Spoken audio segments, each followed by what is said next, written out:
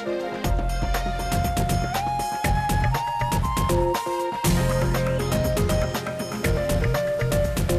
you're watching Ndtv-Hindu.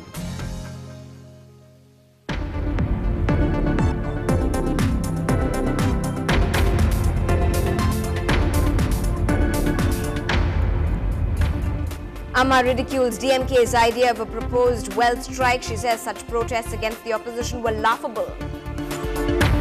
A teenager in Erode is beaten and dragged by his school correspondent. His crime? His school bag brushed a girl.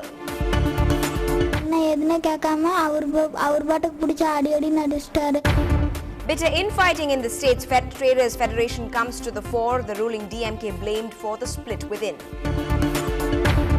Bedroom behavior spills over to the marina, but the bigger worry is drug peddlers. An Ndtv-Hindu special report.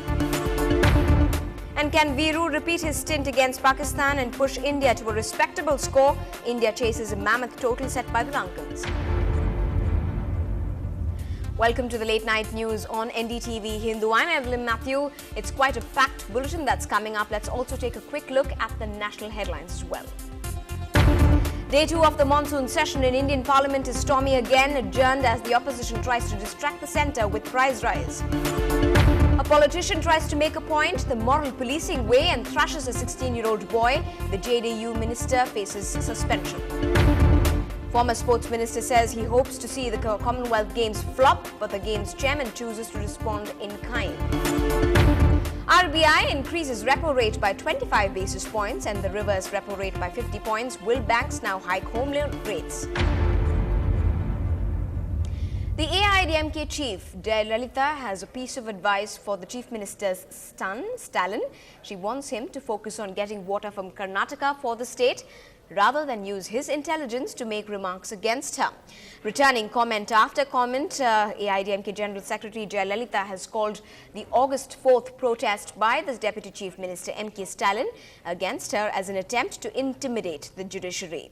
She said it could be the only instance of a ruling party protesting against the opposition party leader. She retorted that it was a legal matter which had to be fought in the court. Instead of that, announcing staging protests like this one and against her outside the court were laughable. She retaliated by questioning the cases of murder of DMK functionary in Madurai and the attack on the newspaper office in Madurai as well. She fired yet another salvo demanding the status of the expired drugs racket case in which a close relative of M.K. Stalin was said to be involved.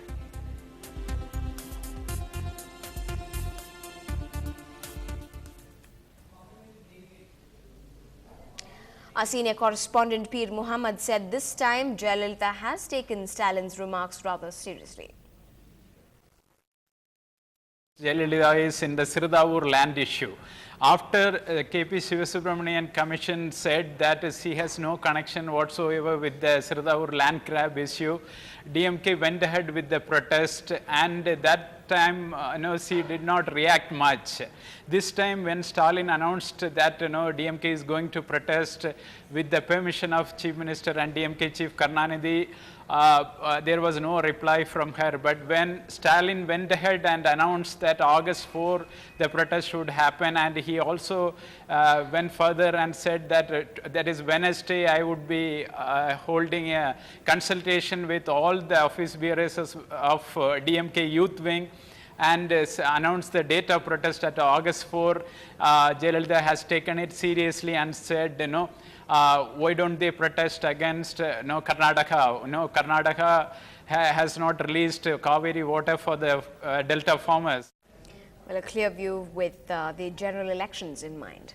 Now, a little away from Chennai in Erode, a teenage boy, barely 13 years old, was beaten up by his school correspondent till the cane broke on his body, and he was not allowed to even utter a word in defense. The fact that he is still alive today is a miracle to his parents, who are clearly shocked. But what's more shocking is that the one who hit the child was arrested barely for a couple of hours, but now is free and out on bail. Imagine being flogged because your bag accidentally brushed against someone. That's what happened to this class 8 student Krishnamurthy. The 13-year-old was viciously whipped when his school bag grazed a girl of standard 5 as he was getting into the school bus. The girl's parents complained, and the school owner allegedly lashed him till he fainted. குழந்தைங்க கஷ்டப்படுறான்னு தெரிஞ்சுதாங்க நாங்கள் தனியார் பள்ளிக்கூடத்தில் சேர்த்துனுங்க. ஆனால் நல்லா பையன் நல்லா படிக்கணும் நல்லா இருக்கணுங்கிறதுக்கோசரம் தாங்க சேர்த்துனேன். ஆனால் இப்படி அடிச்சுட்டு அப்படி என்னால் தாங்கவே முடியல. Clearly, it seems many teachers literally believe in the old school of thought: spare the rod and spoil the child. Investigation is going on. After the investigation is completed, the person who was responsible for the child will be held responsible. Activists enraged at the blatant disregard of the law that bans corporal punishment in schools. We will have to do it, and I'm sure the education department will take up this as a special case this year and see that all the teachers and all connected with the school education stream would be trained in this aspect. Krishnamurthy is in shock and trauma. His body is swollen up in many places. He will start healing in a week, but the mental scar perhaps etched forever. With camera person A. Babu on E-Road, in Chennai, Sam Daniel, for NDTV. Well, a tragic treatment there. Deputy General Manager of CRI South India, Krishnamurthy, joined us in our studios. Here's what he had to say. In the present context, children are very brilliant, and this conducive atmosphere is being created outside the family and also in the classroom. So they should students and also teachers, the binary, the power relationship should not exist. Teachers should understand the child's psychology, right, and the emotional enabling environment they should look into, and also small behavior also not being tolerated by the teachers. So teachers should be sensitized, or parents should be sensitized on child rights.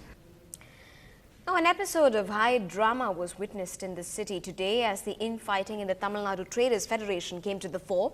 The wide split within the organization was out in the open as both Tamil Nadu Traders Federation leader Velayan and the rebel leader engaged in a bitter war of words at two different events organized in the city. But among all that mudslinging, the Traders Federation leader chose to accuse the ruling DMK behind the major split. But his rebels, on the other hand, was quick to say that Velayan was functioning independently and in a selfish manner, violating the Federation's norms. எங்கள் அமைப்பில் குழப்பம் இருப்பதாக சமீபத்தில் சில செய்திகள் வந்து கொண்டிருக்கின்றன. உண்மைதான். ஆனால் இப்படி குழப்பம் ஏற்படுத்துபவர்கள் சுயநலத்திற்காக, அரசியல் ஆதாயத்திற்காக இத்தனை ஆண்டுகள் இருந்தும் நாம் எந்த பயனையும் பெறவில்லையே என்கிற ஆதங்கத்தினாலும் அவர்கள் சில சக்திகளுக்கு விலை போயிருக்கிறார்கள். ஆளுங்கட்சி தூண்டுதலிலே இந்த இயக்கத்திலே உடைக்கப்படுகிறோம் என்று அவர்கள் சொன்னார்கள். இயக்கம் உடையப்படவில்லை, பிளவுபடவில்லை. இயக்கம் முழுமையாக எங்களோடு இருக்கிறது. வணிகர் சங்க நிர்வாகிகளும் எங்களோடு இருக்கிறார்கள், வணிகர்களும் எங்களோடு இருக்கிறார்கள். அவர் சொல்வதெல்லாம் முற்றிலும் பொய்யான ஒரு கருத்து, வடிகட்டின பொய்.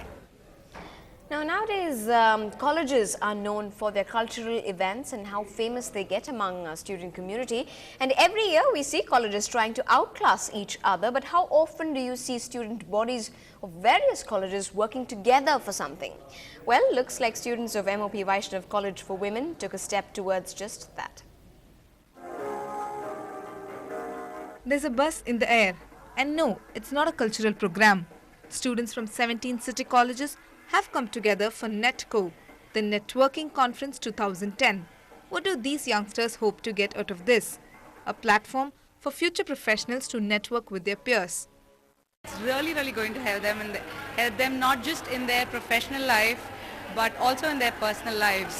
It gives them so much of an opportunity to start interacting with people of various colleges. The colleges, conduct lots of awareness camps and, campaigns and all that. So we may require the support from other colleges. And, in a large number. Any campaign will be successful only when, youth comes in such large numbers. For students, this means they no longer have to worry about the clash of the titans situation, where two or more institutes organize events at the same time, eating into each other's participants. The aim is to bring out a common cultural calendar and take back more from the experiences of others. We can make NATCOM a yearly event where you can move it to each college and maybe each one of us can conduct it every year. MOP has brought out a very good idea where they interact with a lot of colleges, and out of which we grasp is different ideas. We don't only get to know what is MOP doing, but we even get to know what other colleges do. Rather than just send over online or paper invites, giving us an opportunity to actually talk face to face has also helped us making more friends in other colleges. Looks like the colleges across the city are now ready to join hands to give better opportunities to their students. In Chennai, with reporter Minal Shah, Lokpriya, NDTV-Hindu. Well, that obviously calls for more college events in this city. Now, time now to take a look at the headlines across the country. Here's the nation in 60 seconds. In a strong response to the ruling government, the Supreme Court said that not a single food grain should be wasted. The apex court told the government that food grains are rotting in the country, and if it can't do anything about it, then it should be distributed among the poor. The Kerala government today ordered a probe into the activities of religious committees run by the radical outfit, the Popular Front of India. This move comes after the outfit's activists allegedly chopped off the hand of a college lecturer recently. The government also said that appropriate legal action would be taken if the committees were found to be violating laws. In a shocking attack, a boy in Bihar's Vaishali district was brutally beaten up by a JDU member. The attacker, Shambhu Yadav, thrashed 16-year-old Rajesh mercilessly, accusing him of a rape attempt. But Rajesh said all he did was question corruption in the local housing scheme. Acting swiftly, Nitish Kumar ordered strict action against his party member. Well, still ahead on the bulletin, the lovebirds of Chennai nest and make hay at a haven in the city, the marina, with no one to stop them. Also coming up, a 7 feet tall slithering guest gives the Tiruvannur residents a fright for their life.